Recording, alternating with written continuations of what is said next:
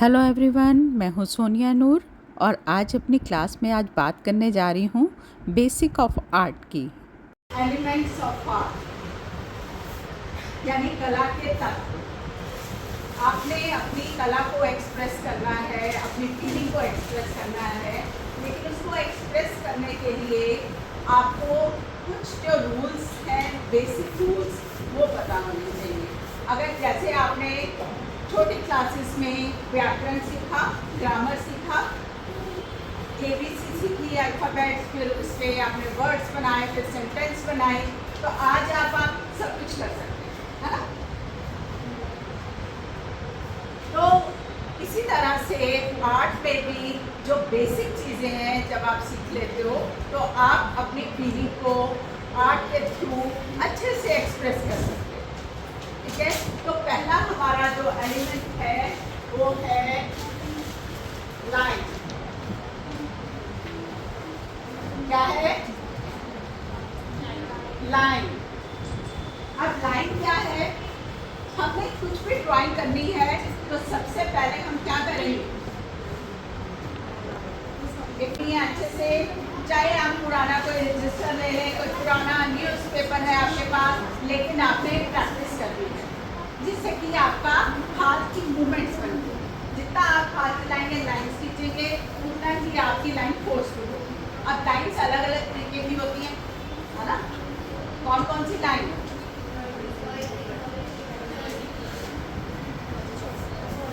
जो कि horizontal line, vertical line,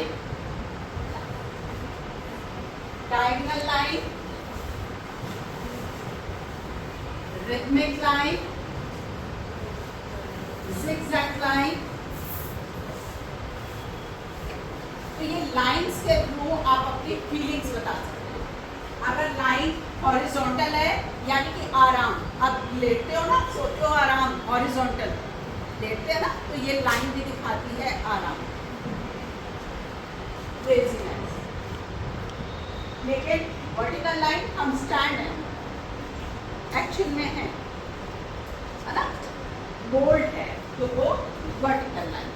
diagonal line ऊपर चढ़ रही है, प्रोग्रेस।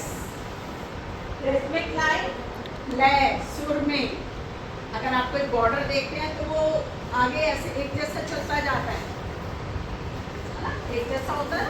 और गाना गा रहे हैं तो सुर में गा रहे हैं तो अच्छा लगेगा, तोड़ तोड़ के लाइन बोलेंगे तो अच्छा नहीं लगेगा। तो लाइन भी जो है रिथमिक लाइन, ठीक है? ये है zigzag लाइन।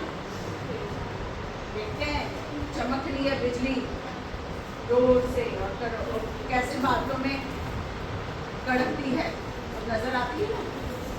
तो ये है लाइंस। उसके बाद आता है हमारा ये फर्स्ट एलिमेंट। सेकंड एलिमेंट है हमारा शेप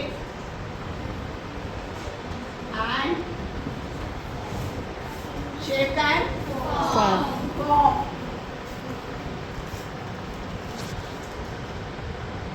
यानी आकार और आकृति। शेप्स क्या क्या होती हैं? कौन कौन सी शेप्स हैं?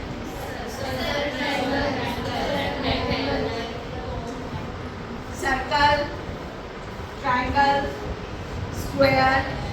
तो हमारे ये जो ज्योमेट्रिकल शेप्स हैं,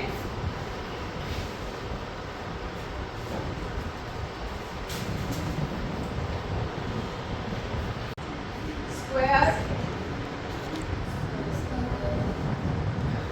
सर्कल एंड ट्रायंगल, हम अपने आसपास जो भी चीजें देखते हैं वो किसी ना किसी ज्योमेट्रिकल शेप्स के ऊपर बेस्ड है।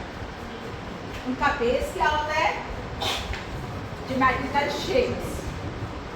ठीक है, अगर हम अपनी अर्थ देखते हैं, गोल है।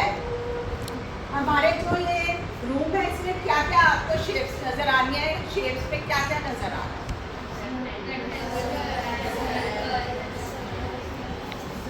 सर्कल में क्या नजर आ रहा है आपको? फैन, है ना? सेंटर बोर्ड है आपका। ये ब्लैक बोर्ड रेक्टेंगुलर है और विंडोज है, रेक्टेंगुलर है। आप आपके डेस्क हैं, बुक्स हैं, हर चीज़, बिल्डिंग है पूरी, जो भी चीज़ें हम देखते हैं वो किसी ना किसी बेसिक शेप पर डिपेंड करती है। उसका बेस जो है शेप्स, उन्हीं से ही बनती हैं फॉर्म्स। तो ये 3 बेसिक शेप्स जिनसे कि हम बाकी शेप्स बनाते हैं, जैसे स्क्वायर है, इसके साथ हमने एक और स्क्वायर बना दिया, क्या बन गया? रेक्टेंगुलर। सर्कल है, उसके साथ हमने एक और सर्कल बना दिया और हमने इसको मिला दिया, क्या बन गया? ओवल, है ना? अब ये ट्राइंगल है, इसको हमने और इस तरह से किया तो पिरामिड बन गया, ठीक है? और यही ट्राइंगल्स को अगर हम और मिलाते जाते हैं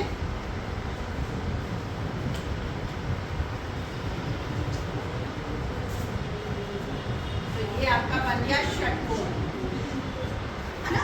तो हमारी ये बेसिक 3 शेप्स हैं, स्क्वायर, सर्कल और ट्राइंगल। हम अपने आसपास दुनिया में जो भी चीज़ें देखते हैं उनके अगर हम ध्यान से देखोगे, पहले आप उनकी शेप्स बनाओ, फिर उसको फॉर्म में उसको पूरा बनाओगे तो आप ये ड्राइंग ठीक है। तो ये है बेसिक चीज़। अब हम शेप से ही ऐसे ही फॉर्म्स बन गए, जैसे ये अब फॉर्म क्या है? आकृति, 3D। जैसे स्क्वायर जो है वो 2D है, उसमें सिर्फ लंबाई और चौड़ाई नजर आ रही है, लेकिन अगर हम बॉक्स देखते हैं तो इसमें आपको लंबाई, चौड़ाई और मोटाई सब नजर आ रहा है ना? लंबाई भी नजर आ रही है, चौड़ाई भी और ऊंचाई भी नजर आ रही है, 3 डायमेंशंस।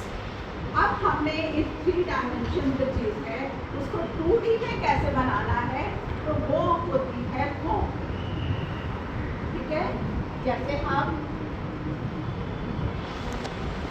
फिर हम यहाँ से थोड़ा इसके ऊपर लाइन लेंगे, जो साइड वाली लाइन है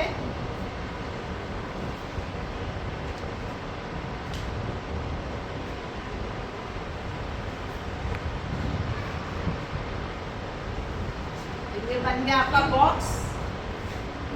यानी कि जो चीज सिर्फ एक, हम अगर देखते हैं इसकी शेप क्या है? एक बॉक्स है, लेकिन हमने उसको फॉर्म कैसे बनाया, ठीक है? तो हम अपने आसपास जो भी चीज़ें देखते हैं वो बेसिक शेप्स पर डिपेंड करती हैं, उनका बेस जो है वो शेप्स होती हैं। तो अब आप इन्हीं शेप से क्या क्या आपको नज़र आ रहा है वो आप बनाएं, ठीक है? तो आज हमने बात की एलिमेंट्स ऑफ आर्ट, यानी कि लाइन, शेप एंड फॉर्म की।